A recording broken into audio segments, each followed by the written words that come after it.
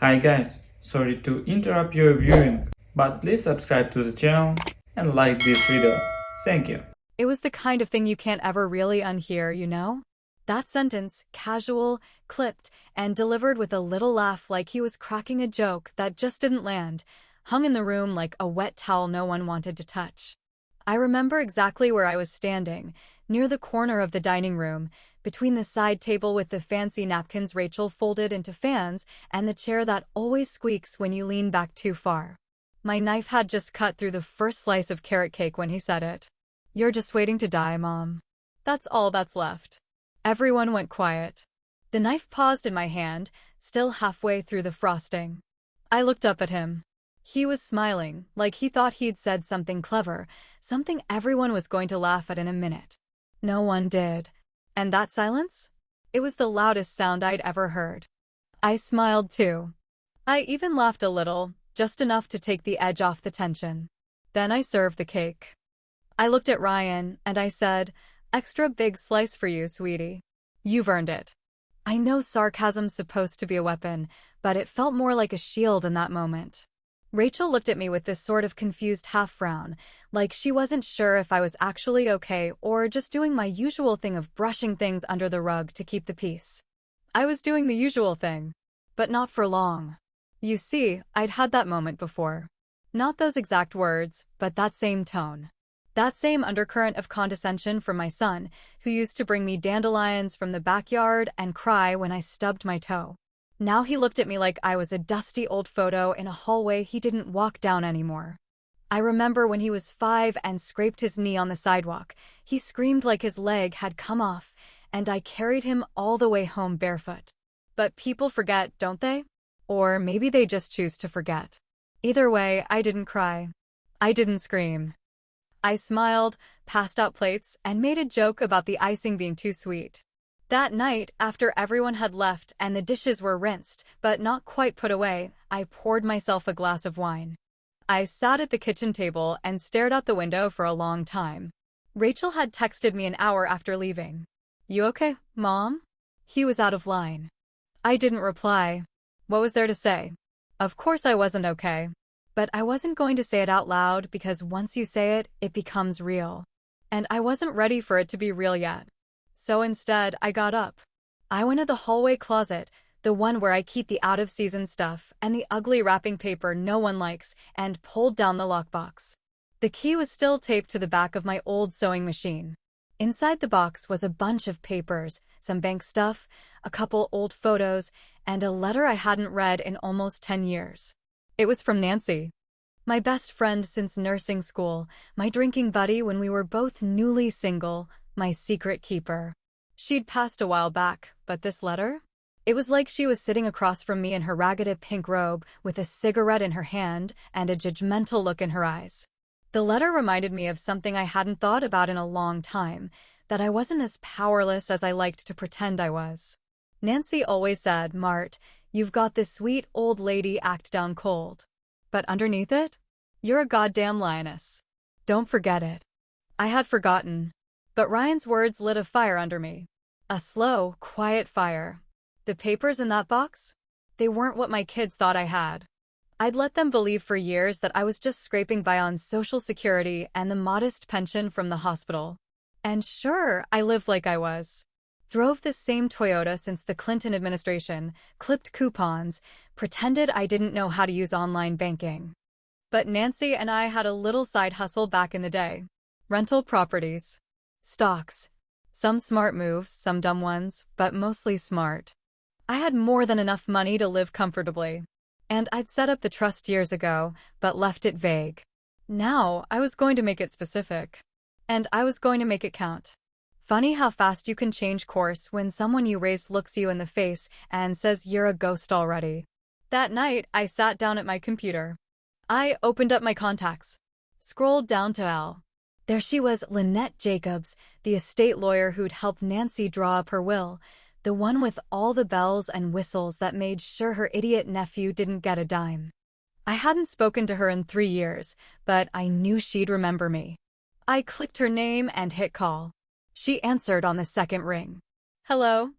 I cleared my throat. My voice came out steadier than I expected. Hi, this is Martha Bennett. I need to change my will. People always assume the person who talks the loudest knows the most, and Ryan's always been the loudest person in any room he walks into, even when he didn't have a damn clue what he was talking about. He had that confidence you only really see in men who've never actually been poor, the kind of swagger that comes from never having to pick between rent and groceries. He looked at me like I was just another one of life's background characters, the frugal old lady with a slow car and faster expiration date. He had no idea what I'd built over the years, what I'd hidden away with steady hands and a quiet smile. I didn't start out clever. I started out tired, broke, and alone after his father died on a Tuesday morning in May, just 3 weeks before our 27th wedding anniversary. We had some savings, sure, but nothing you'd call a cushion, nothing soft enough to land on. So I picked up extra shifts at the hospital, switched to the night rotation so the kids wouldn't notice I was gone as much, and started stashing cash. At first, it was just $20 here and there in an envelope under my underwear drawer. But then Nancy got me into real estate, small places, cheap places, nothing fancy. A rundown duplex in Harrisburg, a one-bedroom with mold in Allentown, a basement-level condo in Erie. We fixed them up on weekends. I learned to paint, to patch drywall, to change locks with a butter knife and a screwdriver. We made money, real money. But I never told Ryan or Rachel. Why would I? The whole world tells you that you owe your kids everything. But here's what they don't say. Sometimes giving them everything just means they learn to give you nothing back. So I let them believe the story they wanted. That I was struggling. That I needed help. That I was grateful for every Christmas sweater and grocery store candle Ryan's wife mailed me with the receipt still inside the box. It was easier that way. Safer. If they knew the truth, they'd act like it was theirs. Like I owed them dividends just for being born. That morning after the birthday party, I met with Lynette, my lawyer, in a little office above a coffee shop where the Wi-Fi never worked and the carpet smelled faintly like soup. She looked at me with those sharp eyes and said, "What changed, Martha?" I just smiled and said, "Everything. I'm tired of pretending I'm a widow with nothing left but cat food and funeral plans. It's time they see the real game." We drafted a new will right there at her desk, surrounded by piles of manila folders and the faint sound of someone blending iced coffee downstairs. I didn't just cut Ryan out. That would have been too easy. I rerouted everything, every stock, every deed, every rental property and investment account. I started a scholarship fund in Rachel's name. I put aside money for Charlie's college. I even gave a chunk to the animal rescue I used to volunteer at, the one Ryan made fun of for being too sentimental for someone who doesn't even own a dog. And then, for the finishing touch, I created a fund that donates yearly to a support group for adult children of narcissists. I didn't put his name on it, but anyone who knew him would get the joke. Later that week, I went over to Rachel's house, carrying a pie and a fake smile, because I needed to know how she felt about all this. I needed to be sure she wouldn't suddenly grow a greedy streak just because her name was written in ink instead of Ryan's. She was grading papers at the kitchen table, wearing glasses I hadn't seen before, cheap ones, from the pharmacy probably, and sipping coffee from a mug that had a chip in the handle. I asked her, casual as anything, "Rach, do you ever think about, family money? Inheritance and all that?" She looked up and blinked, like I'd just asked her if she believed in UFOs. Then she said, "Honestly, Mom, I just want time with you. That other stuff doesn't matter to me." And the way she said it, so offhand and real, I believed her. That was when I knew I'd done the right thing. I went home that night and pulled out Nancy's old notebook where she kept all her compound interest predictions, notes scribbled in the margins next to doodles of cats and lipstick kisses from her wine glass. She used to say, "Money makes money, Mart. Just leave it alone and let it work." I remembered her saying that compound interest doubles every 7 years. So if I started with $10,000 in 1990, by 2020 I should have had around $45,000, give or take. That number stuck in my head, though something about it didn't sit quite right. Maybe it was higher than that, but I didn't care at the time. The point was, I had enough. More than enough. 2 nights later, I was watching reruns of Judge Judy with a glass of boxed wine in hand when the phone rang. I let it go to voicemail. A few minutes later, I checked it, expecting spam or a reminder for a dentist appointment I'd probably cancel anyway. But it was Ryan. "Hey, Ma. Just curious, what was that lawyer's number again? You mentioned something about her the other day, and I forgot to write it down." I didn't call back. Not right away. Instead, I poured another glass of wine and let that message play one more time, just for the hell of it. And I smiled, because for the first time in a long damn time, I was holding the cards. And he didn't even know the deck had changed. There's a strange kind of clarity that comes after you stop caring whether or not someone likes you, especially when that someone shares your last name and your blood, but none of your decency. After Ryan left that voicemail, I waited 3 days before doing anything about it. 3 days of early morning coffee and slow walks through the backyard, past the garden I'd planted with my husband decades ago, past the rusted swing set no one had used since Rachel's knees were skinned and Ryan was still sweet. I walked and I thought and I remembered. And then I got to work. I started with the envelopes. One was for Lynette, one was for Rachel, and the third, well, that one wasn't going anywhere.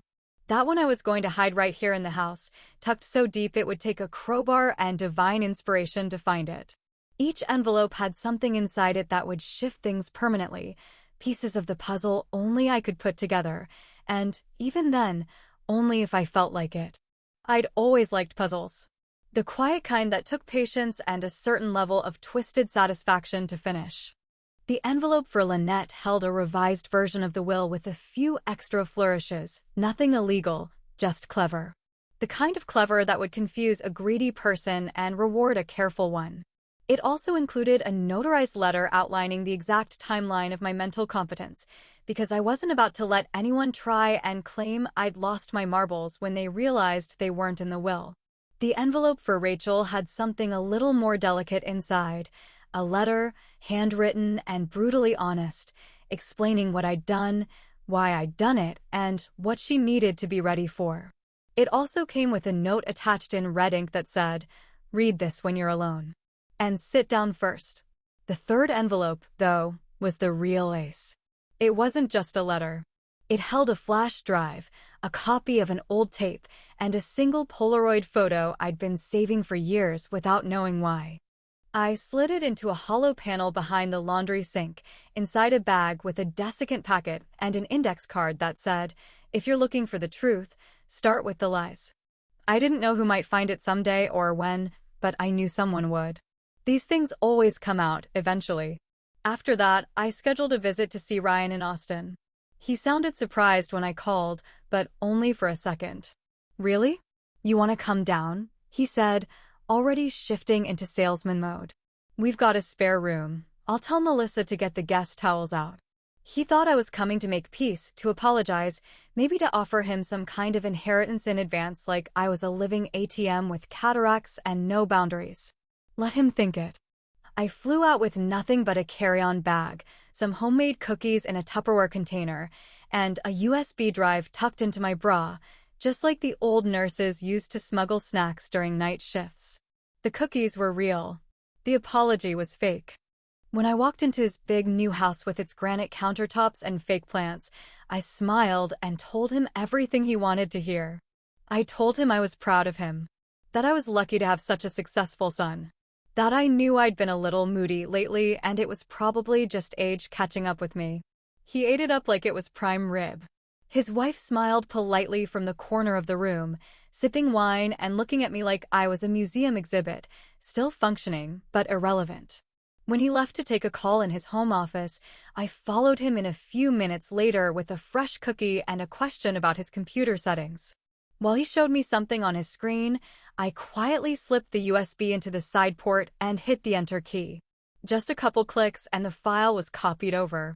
A fake email thread, carefully constructed, with just enough typos and timestamp errors to feel real.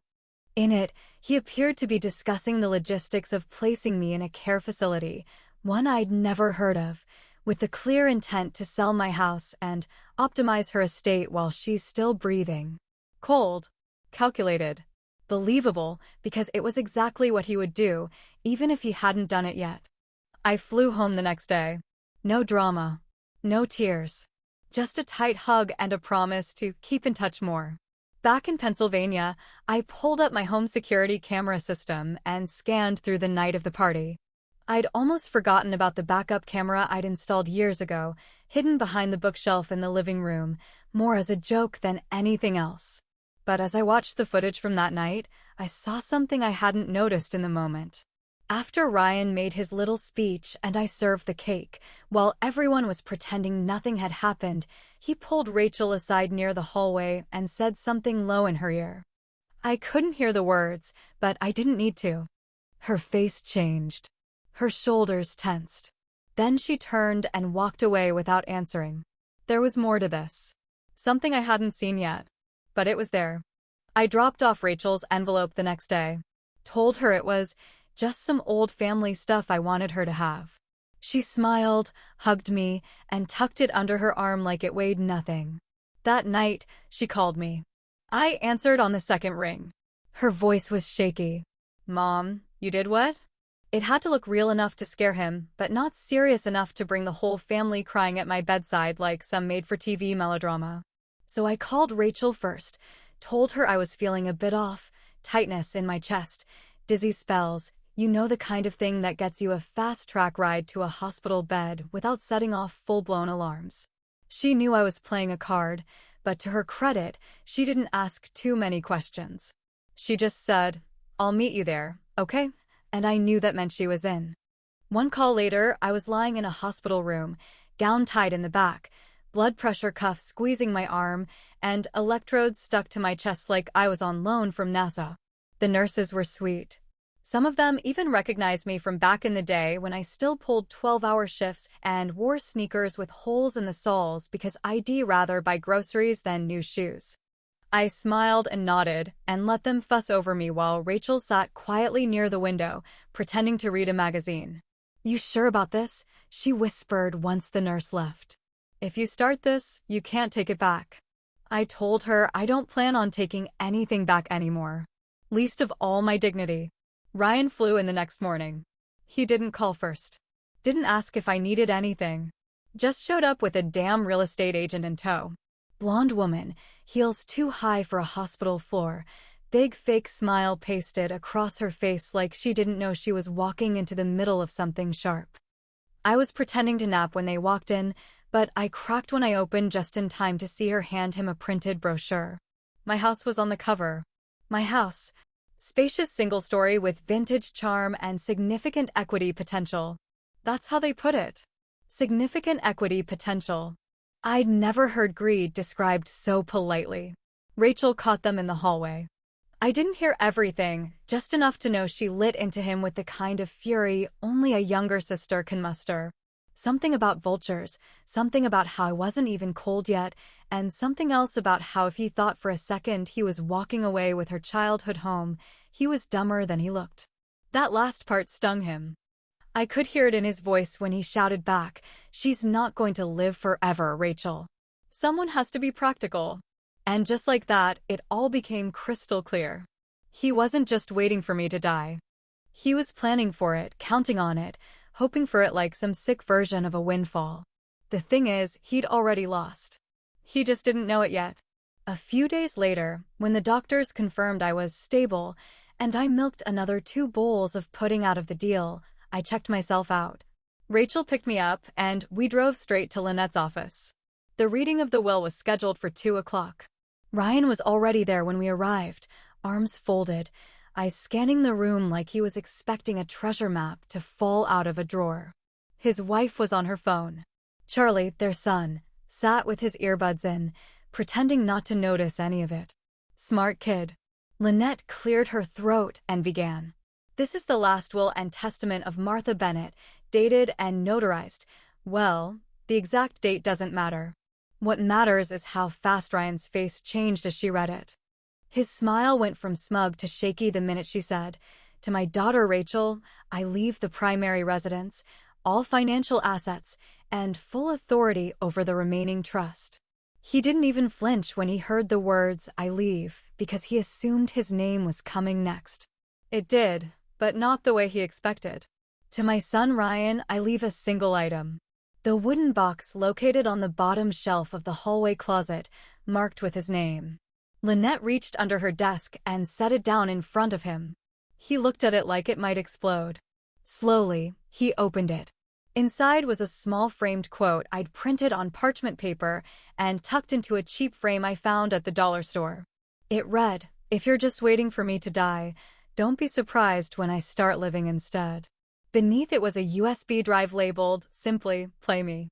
He stared at the contents for a long moment, then turned to Lynette. "What the hell is this?" She didn't answer. She didn't have to. He knew. Deep down, he knew. Back home, when he finally played the USB, it was a voicemail, his own voice, slurred from a night out, ranting to a friend about how he was, just biding time until she croaks. Said he'd flipped that house faster than a foreclosure. Said I was clueless, past it, ready for the dirt. He probably didn't even remember saying it. But I kept it. I'd recorded it from my own voicemail inbox the day he left it. Maybe part of me had been planning this for longer than I wanted to admit. When the meeting ended, Ryan stood up, knocking his chair back with a clatter. He didn't say anything. Just stormed out, red in the face, wife scrambling after him. Rachel exhaled, leaned back, and said, "Well, that was something." I was gathering my purse and papers when I noticed Charlie still sitting there. He wasn't moving. Just kind of staring at the floor like he was deciding something really big in his head. Then, softly, he looked up and said, "Grandma, can I stay with you a while?" There's something strangely satisfying about slipping back into a quiet life after the storm passes, like walking out into the yard after a heavy summer rain and finding everything washed clean but still humming beneath the surface. I wasn't angry anymore, not in the way people think revenge keeps you angry. No, I was tired, but not weak. I was settled. For the first time in years, my mornings were mine again. I got up when I pleased, read the paper at the kitchen table with the sun coming in through the sheer curtains, and listened to the birds like they were trying to tell me secrets. I stopped pretending I didn't like the sound of silence. Charlie ended up staying with me longer than expected. Weeks turned into months before anyone even talked about a return flight. His mother didn't call much, and Ryan didn't call at all. At first, I figured it was pride or maybe guilt, but after the lawsuit came through, it was clear it was pure, uncut spite. He had the nerve to try and challenge the will, like he thought calling me incompetent in legalese was going to undo years of planning. He had no case, no traction, and no understanding of how many steps ahead I'd been playing this game. Lynette handled it with that stone-faced professionalism only women in bad shoes and steel spines can manage. I didn't even have to attend the hearing. The court tossed the challenge in under 20 minutes. Rachel and I celebrated with greasy cheeseburgers and milkshakes that made our stomachs hurt but felt like the best meal I'd had in years. Charlie drew a little cartoon of the judge throwing Ryan out of the courtroom, complete with a cape and gavel that shot lasers. I hung it on the fridge. I started volunteering twice a week at the library, shelving books and helping the older folks with the computers. No one knew who I was beyond my name and that I made strong coffee and had a soft spot for mystery novels. On Fridays, I took a pottery class. I wasn't very good, but I liked the mess and the clay under my nails. Sometimes, Rachel came with me, and we'd make little wonky bowls and pretend they were heirlooms. One afternoon in early spring, she found the note. She'd been planting herbs in the raised bed behind the garage, the one I used to grow tomatoes and when the kids were little and Ryan still called me Mama instead of Ma. She tugged on a stubborn root and out came a glass jar, sealed tight, with a folded piece of paper inside. She brought it in like it was a message in a bottle from the ocean. I opened it and read aloud, "Plant revenge deep, water it slow." Rachel looked at me sideways and said, "You're a damn Bond villain." I laughed so hard I had to sit down. But here's the thing, my revenge wasn't just in legal papers or voicemail recordings. I'd saved a special twist for last, one I hadn't told anyone about. A few months before all this blew up, I'd started working with a local artist, A young woman named Marcy who specialized in modern sculpture and mixed media. I gave her a little money under the table and a very specific concept for a piece she was submitting to a charity gala that supported elder care programs in the state. The piece was titled The Heir Who Waited. It featured a gilded chair bolted to a platform, empty except for a mirror angled just right so that whoever stood in front of it would see only themselves, surrounded by gold-painted hourglasses. At the base was a plaque that read, "Sometimes what you're waiting for is already gone." I'd given her an old photo of Ryan, one of those polished headshots from his LinkedIn days, and had it subtly etched into the background in a way that wasn't obvious unless you looked hard. But once you saw it, you couldn't unsee it. It premiered the same weekend his lawsuit failed. The local paper picked it up and called it a brutal meditation on entitlement and mortality. He didn't see it right away. But when he did, he lost his mind. He sent me an email, just one line, "You're insane." I didn't reply. He wasn't entirely wrong. Charlie was in the next room playing guitar, a little out of tune, but charming in that teenage way where it's clear he's trying to find himself without trying too hard. He liked staying with me. Said the house felt more real than his own home ever did. Said I listened better. I didn't have the heart to tell him I was just done talking most of the time. I didn't ask questions about what Ryan told him, and Charlie didn't offer much. But once, as we were watching some old black and white movie, he said, "I don't think Dad really sees people. I think he only sees what he can use." That's when I knew the kid was going to be okay. Then came the letter. No return address. No postmark I could read. Just a plain white envelope stuck between the credit card offers and grocery coupons. Inside, a single line. "I know what you did." No signature, no explanation. I stared at it for a long while. My hands didn't shake. My breath didn't catch.